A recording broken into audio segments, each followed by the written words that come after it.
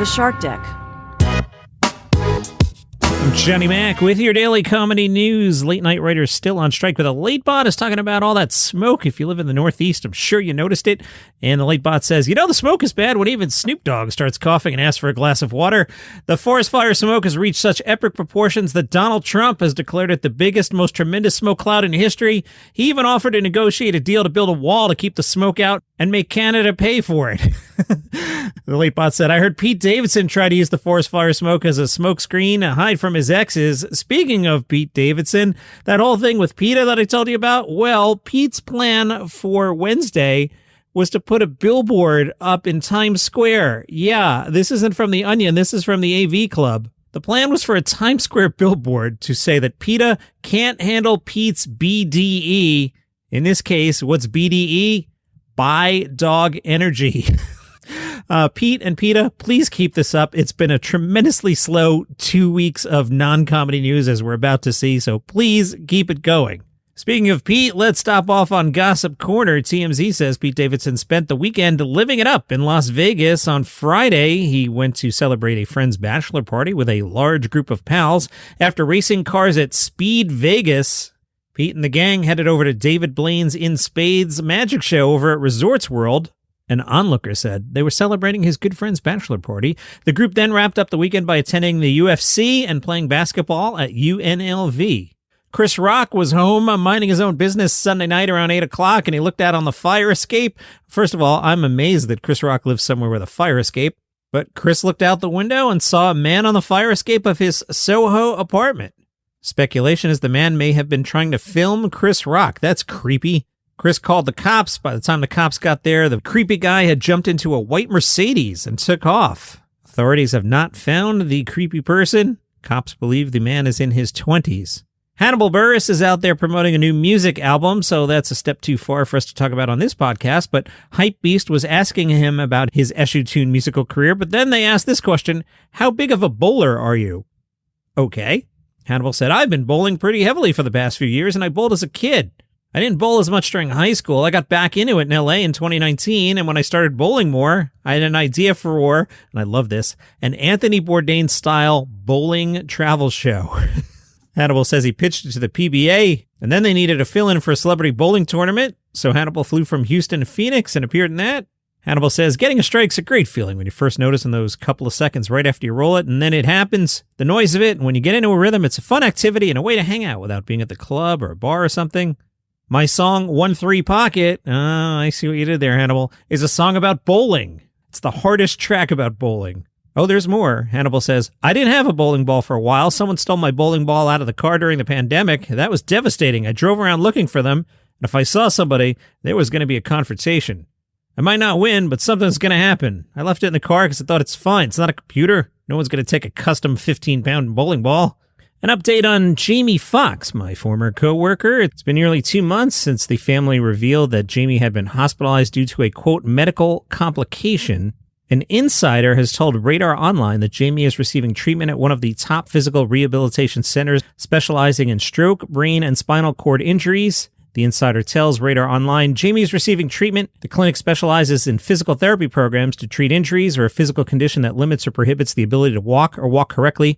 They teach people how to walk again at this particular clinic. The source says Jamie wouldn't be at this clinic if he was not impaired in some way as a result of whatever happened to him, but fans should rest assured Jamie's in the best care at this type of clinic.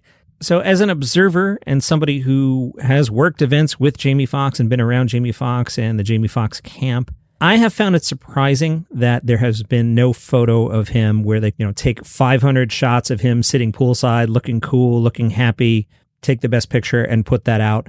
There was a text message from Jamie Foxx on his social media, but we haven't seen a photo. And that to me makes me worry that, something's not right here. Again, worked with Jamie, good guy, speedy recovery. Hope you're doing well.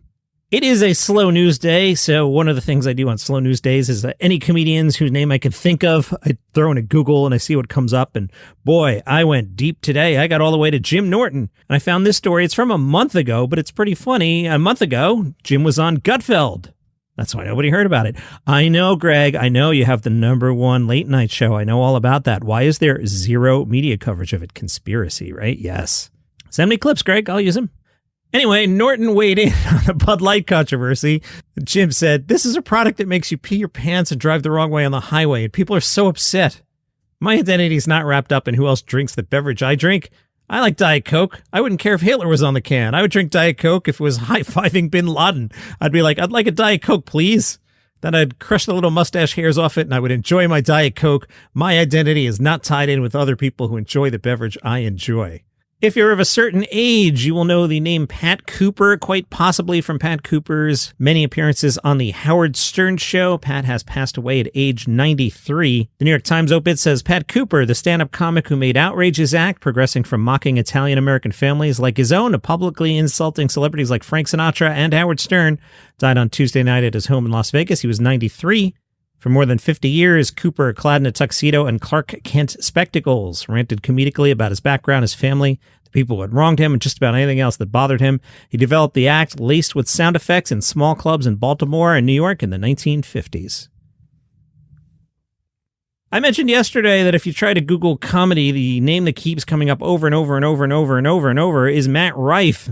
Matt announced that big tour, and you might be wondering, who is Matt Rife? Jacksonville.com thought you might be asking that question, and they put out some fun facts about Matt Rife. Number one, Rife has amassed over 13 million followers and more than 2 billion views globally. He's 27. He has 3 million followers on Insta and 10 million on TikTok. Fun fact number two, Matt Rife is known for his crowd work and lightning-fast banter with fans. In one video, Rife goes into a lighthearted back and forth with an intoxicated woman as she's heckling him, and he jokingly calls her Wednesday Addams. Fun fact number three, Matt Rife got his star on MTV's Wild 'N Out. He made his TV debut, becoming the youngest cast member on MTV's Wild 'N Out, which was hosted by Nick Cannon. The premise of the show had Cannon and a revolving A-list celebrity leading two teams of improv comedians each week as they competed against each other. Still runs today, 19 seasons. Fun fact number four, he's appeared in multiple sitcoms and movies. His credits include shows like Brooklyn Nine-Nine, Burb Patrol, and Fresh Off the Boat. He's also appeared in movies like Just Swipe and North of the 10. I'm not familiar with Just Swipe and North of the 10. Are you? You're not. Google time. Just Swipe from 2021. You see, Vanessa has always had trouble in the dating world. Never mind now being confined to her home. She soon discovers just how much she can get away with while dating via webcam. Matt Rife played Colin. North of the 10 is a story of 5 friends who happen to be social influencers. They're on the rise and chasing their Hollywood dreams from the south side of Chicago. Chicago people, and I know you're out there, Becky, what does the 10 refer to? See, when I read the 10, I'm like, oh, this is going to be about like the Santa Monica Freeway or something. Talk to me, Chicago. Anyway, fun fact number 5, he previously dated English actress Kate Beckinsale. They were spotted together on a few PDA-filled dates back in 2017. Their last outing was in 2018 at Dave Chappelle's show in LA, and then apparently they called it quits. That's your comedy news for today. You can follow the show for free on Apple Podcasts or Spotify, but if you're on YouTube, you're going to smash that like button, aren't you? How come I don't have 10 million followers? See you tomorrow. All right, enough with the negativity. Hi, I'm Johnny Mack, host of 5 Good News Stories. It's a podcast twice a week. Every episode, I curate 5 heartwarming, uplifting news stories from around the world, showcasing the best of humanity, tales of kindness, fun animal stories, quirky items in the news, and you know what? More often than not, something about McDonald's. Can't explain why. I'll bring you a range of stories that will leave you feeling hopeful and optimistic. Start your day on a positive note. The number 5 Good News Stories. It'll make you smile to start your day on a good note. 5 Good News Stories, wherever you get your podcasts.